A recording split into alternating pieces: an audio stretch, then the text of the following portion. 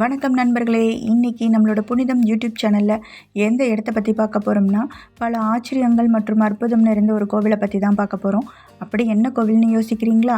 வட இந்தியாவில் இருக்கக்கூடிய பூரி ஜெகநாத் மந்திரை பற்றி தான் பார்க்க போகிறோம்.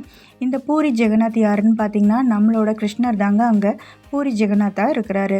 அந்த கோவில் எங்கே இருக்குதுன்னு பார்த்தீங்கன்னா, வட இந்தியாவில் ஒரிசா அல்லது ஒடிசாங்கிற மாநிலத்தில் பூரிங்கிற ஒரு ஊரில் தான் இந்த கோவில் அமைஞ்சிருக்கு. இந்த கோவிலில் நிறையா அற்புதங்களும் ஆச்சரியங்களும் இருக்குது.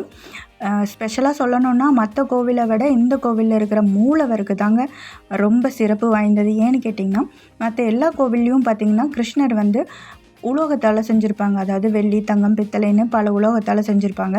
ஆனால் இங்கே இருக்கிற கிருஷ்ணர் பார்த்திங்கன்னா மரக்கட்டையால் செஞ்சுருக்கிறாங்க. ஏன் மரத்தால் செஞ்சுருக்கிறாங்க அப்படின்னு நம்ம டீட்டெயிலாக பார்க்கலாம். அதுக்கு முன்னாடி இந்த மூலவரில் என்னென்ன கடவுள் இருக்கிறாங்கன்னா, பால்பத்ரர், கிருஷ்ணர், சுபத்ராங்கிற 3 தெய்வங்கள் இருக்குது. 3மே மரத்தால் தான் செஞ்சுருக்கிறாங்க. அந்த கருப்பு கலராக இருக்கிறவர் தான் நம்மளோட கிருஷ்ணர். மற்ற கோவில்கள் மாதிரி இல்லாமல் ஏன் இந்த கிருஷ்ணர் மரத்தால் செஞ்சுருக்கிறாங்கன்னு நம்ம பார்த்துடலாம். நம்ம கிருஷ்ணர் வந்து இறந்ததுக்கு அப்புறம் அவரோட பூத உடலை தகனம் செஞ்சுருக்கிறாங்க. அப்போ வந்து உடம்புல இருந்த எல்லா பகுதியும் எரிஞ்சிருச்சு. ஆனால் அவரோட இதயம் மட்டும் அப்படியே இருந்திருக்கு. மெட்டல் மாதிரி உருகாமல் எந்த சேதமும் அடையாமல் அப்படியே இருந்திருக்கு. அது மட்டும் இல்லாமல் அதுலேருந்து பயங்கரமான ஒரு வெளிச்சமும் வந்திருக்குது. பக்கத்தில் இருந்த எல்லாரும் பார்த்துட்டு என்ன சதிக்கிறதுன்னு தெரியாமல் யோசிச்சுட்டு இருந்த போது தான் அந்த காலத்தில் ராஜாவாக இருந்த இந்திரத்துங்கிற ஒரு ராஜாவோட கனவுல போய் இந்த மாதிரி என்னோட இதயம் வந்து பாதுகாக்கப்படணும் அப்படின்னு சொல்லிட்டு அதுக்கான வழிமுறைகளை சொல்லியிருக்கிறாரு. ஆற்றுல மிதக்கக்கூடிய ஒரு வேப்ப மரம் வரும். அந்த வேப்ப மரத்தில் வந்து 21 நாட்கள் வந்து யாரும் தொல்லை பண்ணாமல் என்னோடய சிலையை செய்யணும். அது யார் செய்வாங்கன்னு பார்த்தா விஸ்வகர்மாங்கிற ஒருத்தரை காமிச்சு இவர் தான் பண்ணுவாருன்னு சொல்லிக்கிறாரு. அவர் ரொம்ப வயசானவராகவும் இருந்திருக்கிறாரு. அதே மாதிரி ராஜா வந்து ஒரு குறிப்பிட்ட இடத்துல வந்து கொடுத்துட்டாரு, இந்த மாதிரி சிலை செய்யுங்கன்னு சொல்லிட்டு.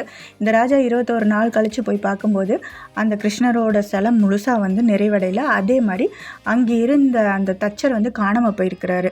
கடைசியில் ஒரு முடிவுக்கு வந்து இந்த சிலையை அப்படியே பிரதிஷ்டை பண்ணுறாங்க. இந்த 3 சிலையும் பார்த்திங்கன்னா கைகால்களெல்லாம் வந்து முழுசெல்லாம் செஞ்சு முடிக்கல, ஒரு பாதி வேலையோடையே முடிச்சிட்டாங்க. இருந்தாலும் பிரதிஷ்டைப்படுத்தி இந்த கோவில் வந்து பிரம்மாண்டமாக கட்டப்பட்டது.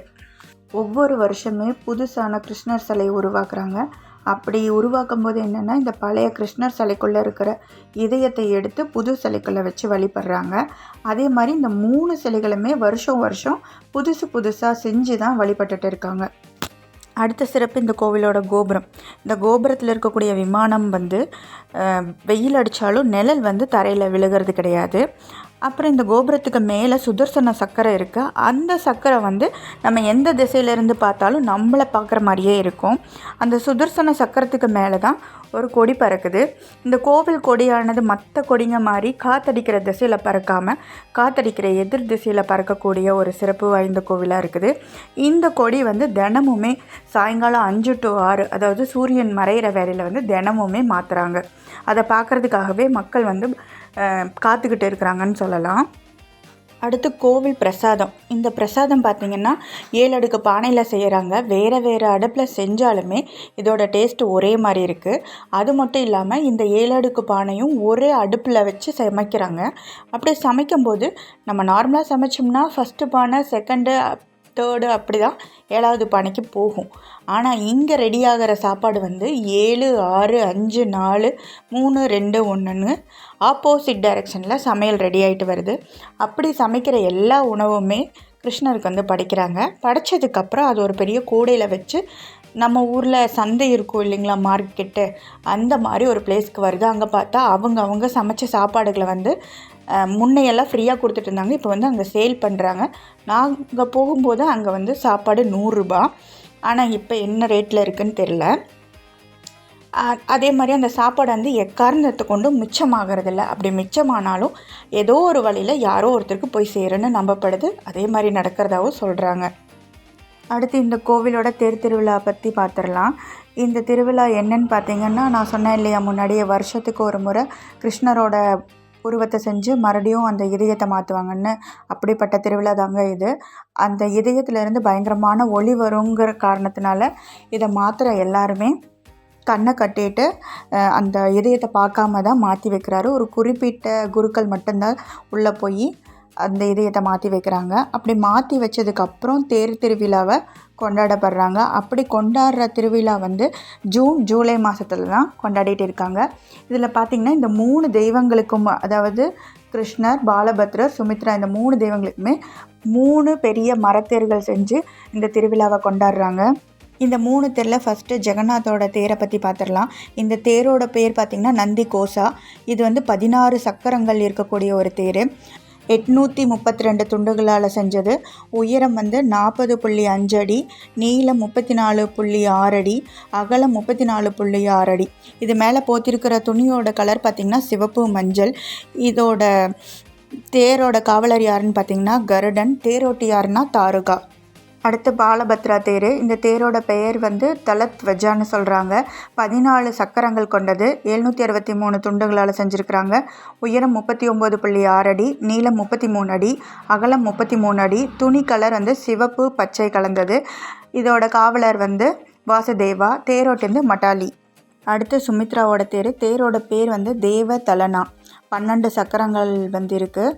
593 துண்டுகளால் ஆனது. உயரம் 38.4 அடி, நீளம் 31 அடி, அகலம் 31 அடி. இந்த துணியோட கலர் பார்த்திங்கன்னா சிவப்பு, கருப்பு. இதோட காவலர் வந்து ஜெயதுர்கா. தேரோட்டி வந்து அர்ஜுனா.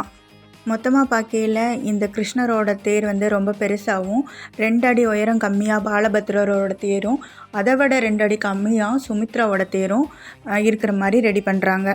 இப்படி அலங்காரம் பண்ணி பிரம்மாண்டமாக இந்த தேர் எங்கே போகுதுன்னு பார்த்திங்கன்னா குண்டிச்சாங்கிற அவங்க அத்தையோட வீட்டுக்கு தான் இந்த தேர் போகுது. இந்த திருவிழாவை ரொம்ப பிரம்மாண்டமாக பல லட்சம் மக்கள் கொண்டாடி மகிழ்கிறாங்க. அப்படிப்பட்ட திருவிழா தாங்க இது. நம்ம ஊர் கோவில்களுக்கு வெளியில் கடை இருக்கிற மாதிரி அங்கேயும் கடையில் இருக்குது. அங்கே என்ன பிரசாதம் விற்கிறாங்கன்னா நம்ம ஊரில் சொல்லக்கூடிய ஐனஸ், அதாவது இது பூரி மாதிரி இனிப்பாக இருக்கும். ஆனால் நம்ம ஊரை விட திகட்ட ஓவர் இனிப்பாக இருக்கும். பூரி ஜெகநாத்தோட மினியேச்சர் மாதிரி கடைகளில் சின்ன சின்ன சிலைகளும் விற்கப்படுது. இந்த கோவிலோட பக்கத்தில் கடல் இருக்குது. அந்த கடலோட சத்தம் வந்து கோவிலுக்கு வெளியில் இருந்தால் கேட்காது, கோவிலுக்குள்ளே வந்தால் மட்டும்தான் கேட்குன்னு சொல்கிறாங்க. நாங்கள் அதை கேட்க முடியலை, ஏன்னா கூட்டம் ரொம்ப அதிகமாக இருந்ததுனால சவுண்டில் கேட்கலை. அதுக்கப்புறம் நீங்கள் போகிறதுக்கு வாய்ப்பு கிடச்சதுன்னா நிச்சயம் இந்த கோவிலை போய் பார்த்துட்டு வாங்க. முடிஞ்ச வரைக்கும் ஒரு கைடு வச்சுட்டு போகிறதுக்கு ட்ரை பண்ணுங்கள். ஏன்னா நம்மளுக்கு அங்கே லாங்குவேஜ் தெரியாது, அங்கே இருக்கிற ப்ரொசீஜர் தெரியாது. அதனால் கைடு வச்சுட்டு போனீங்கன்னா ரொம்ப ஹெல்ப்ஃபுல்லாக இருக்கும். இந்த மாதிரி ஆன்மீகம் பற்றின வீடியோ, கோவில்கள் பற்றின வீடியோவை பார்க்க நம்மளோட சேனலை மறக்காமல் சப்ஸ்கிரைப் பண்ணி வச்சுக்கோங்க. அந்த பெல் பட்டனையும் தட்டி விட்டுருங்க. இந்த வீடியோ பிடிச்சிருந்தா லைக், கமெண்ட், ஷேர் பண்ணுங்கள். தேங்க்யூ.